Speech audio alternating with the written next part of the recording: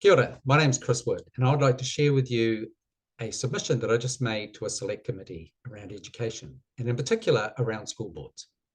I oppose the adding of sexes, sexualities, and genders criteria to the makeup of school boards. Why? Gender ideology is an experiment. Let's be honest. It is an experiment, and we're doing it on our children. It's confusing our children, and we know this. It elevates a small group of children above the well-being of the vast majority.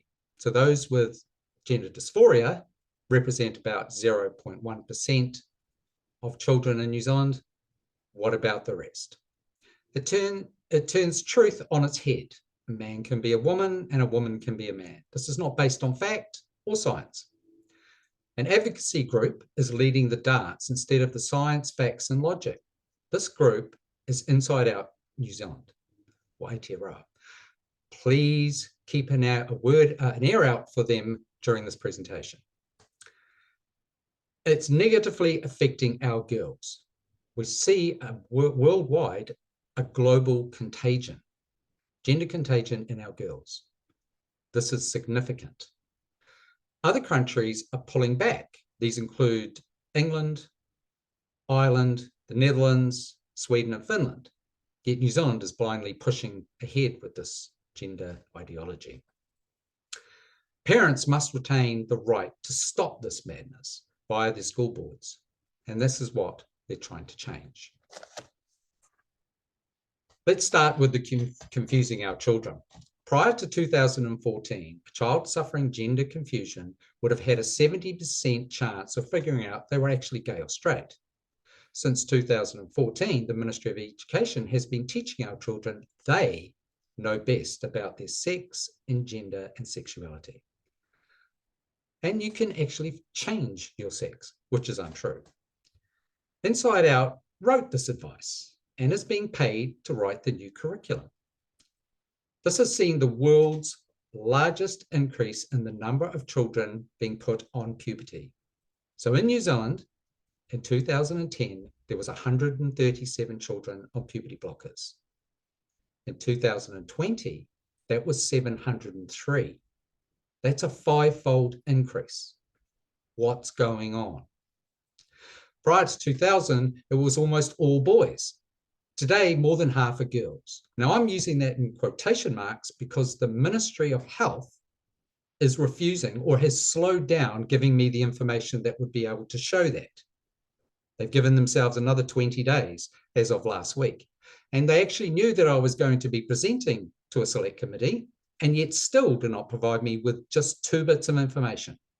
How many girls and boys individually were on puberty blockers in 2010 and how many girls and boys were on puberty blockers in 2020? This is so simple to find, yet they are slowing down or not giving me the information. Let's put some of my other issues with this ideology into a scenario. Let's use Emma as an example. Emma is a 10-year-old girl who has a few underlying mental health issues, low self-esteem, depression, and is also suffering gender confusion. We know from the research that Emma is now a fairly typical case, and left alone, she would have had a 70% chance of being straight or gay. But we no longer leave our Emmas alone. Instead, we introduce them to all the possibilities, including changing their gender. Today, Emma is likely to be identified as being trans. In fact, if she comes out as trans, she will be praised and celebrated. She will be referred to a gender clinic and most likely put straight onto puberty blockers. A few weeks ago, Jan Rivers found that New Zealand health clinicians are advised they should recognise that each individual is an expert of their own gender identity. That is, each child, regardless of their age and any other mental health issues, is being treated as an expert. What the F? So let's take a closer look at the gender ideology itself, focusing on 3 fundamental errors. 1, it's not based on science or any long-term studies.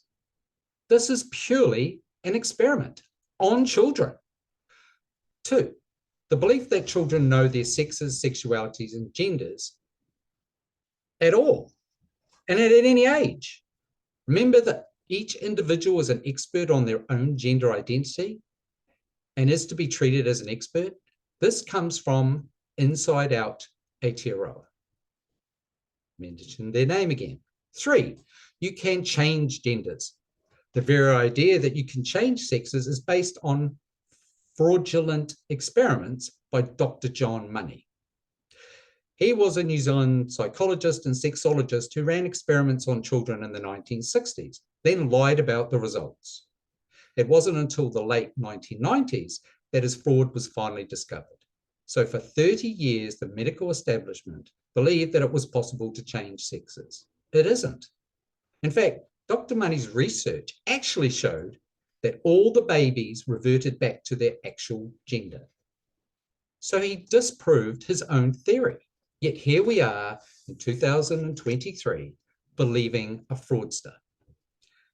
Inside Out, the advocacy group that is writing the new school curriculum and is being funded by Health New Zealand to build an army of people to teach teachers about this ideology, want all New Zealand children to know how important Dr. Money has been and have made a recommendation that he be included in the new curriculum.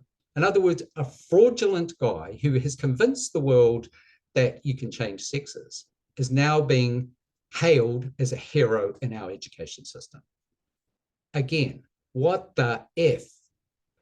Ironically, we are not even treating those with actual gender dysphoria any better than anyone else.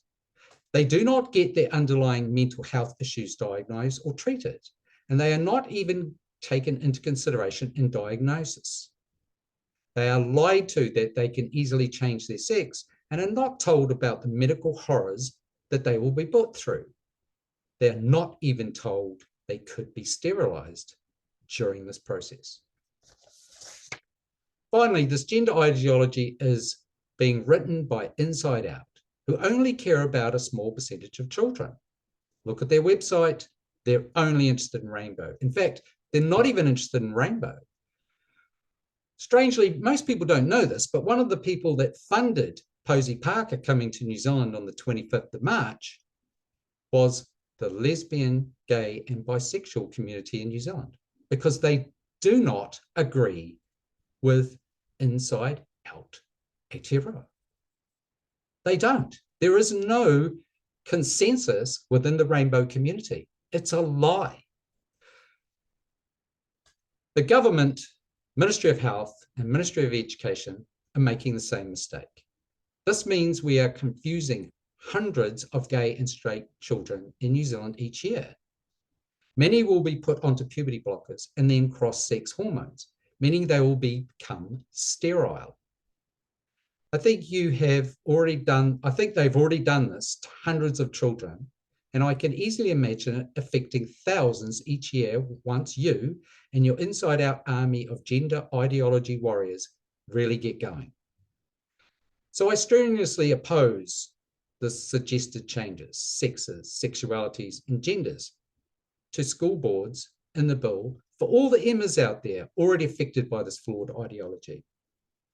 It exposes the stupidity of blindly following this experimental gender ideology by putting some children above all the rest, lying to them, and then patting yourselves on the back for being virtuous. You're not. End of submission.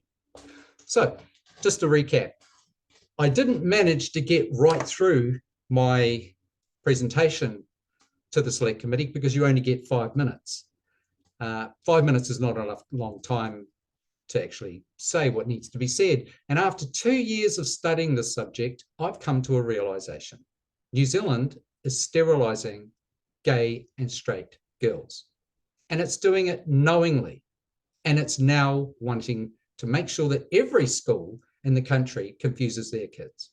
It's wrong, and I oppose it. This is why I have made the submission in the first place, and why I've also started an online petition through Parliament. My petition is against the upcoming change to how you identify your sex, or your gender in this case.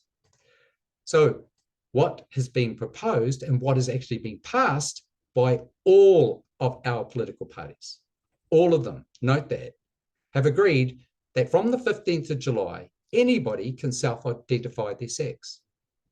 They can be male, they can be female, or they can be gender diverse. So we're about to create confusion of mammoth proportions, and we're going to really, really confuse our kids. Let me be straight with you. A man cannot become a woman. A woman cannot become a man. Yet our education system is telling us we need to forget the truth and to lie so that we protect 0.1% of the population. That's crazy. That's nuts. In fact, what it reminds me of is the Fun Boys 3 song, "The lunatics have taken over the asylum." And that's what's happened in New Zealand. And that is why Sweden, and Netherlands, and Ireland, and the UK are all starting to pull back. In fact, they won't be putting their kids on puberty blockers until they're either 16 or 18, depending on the country. In New Zealand, we don't care. We don't care about our kids. We just care about an ideology. And we care about a very vocal, small group of the population above everybody else. Wrong. If you're like me, do some research. Look into this. Look into this madness that we're creating and what we're doing to our kids. If you care, sign the petition. Kia ora.